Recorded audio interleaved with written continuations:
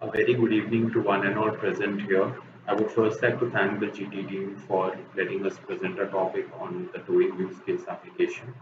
Before we begin, I would like to give a brief introduction of what we do as a team at RBI India. So we are completely focused on the vehicle thermal management topics, right from powertrain to battery thermal to specific use cases, for example, fast charging, as well as the towing case, which we are about to see. We also work on vehicle testing and development activities, benchmarking, and all sorts of activities related not only to the entire vehicle as a system, but also specific use cases which involves thermal management. So moving ahead, I would like to give a brief introduction of today's agenda. So we will be first looking at an introduction of what a towing case would be like. This would be followed by vehicle parameters and test cases. And also we would be showing you how we implemented the towing case in a GT model.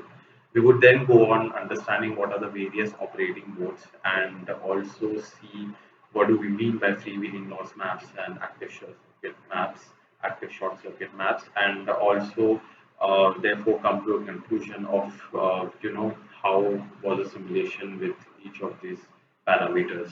So without any further delay, I would like to hand over the stage to Shanmuka, who would be continuing with the introduction. Thank you.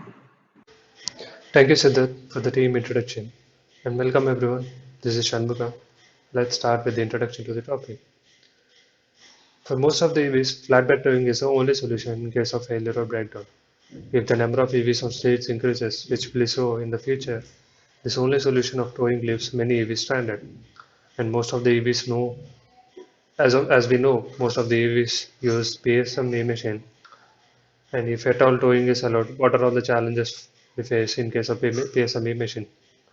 And we know there are two states, safe states for e-drive, and which are one of them is active short circuit and other is freewheeling. What does this modes mean when we are towing? And we wanted to understand how these modes will affect towing. And the main target of this project is to develop a software function which will enable towing as an option. And when I say software function, we will have some conditions for this software function to be enabled. The conditions are LV supply should be active and CAN should be available. Why CAN should be available? So that we will have a control over the system, or something is we will have monitor over the system, and we won't further damage the electric vehicle.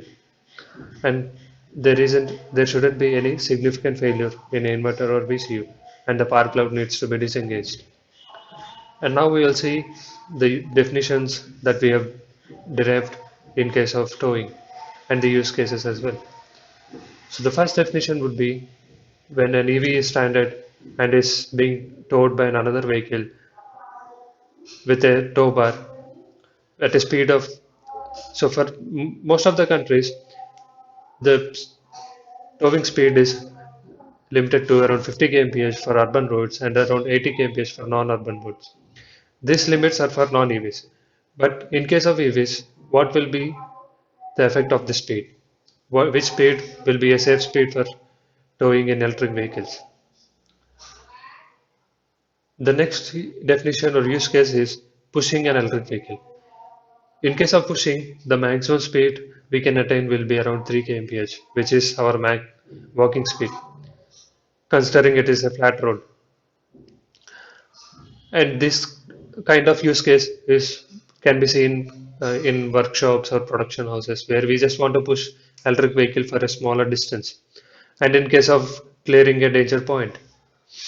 And another use case will be in case of all-wheel drive, there is a failure in one of the e-drive and only one e-drive is available, which will limit our maximum velocity and the torque. We want to challenge all these definitions or use cases and see how our components would react. And also, as I mentioned, we have two modes of operation and see which mode of operation would be better for towing.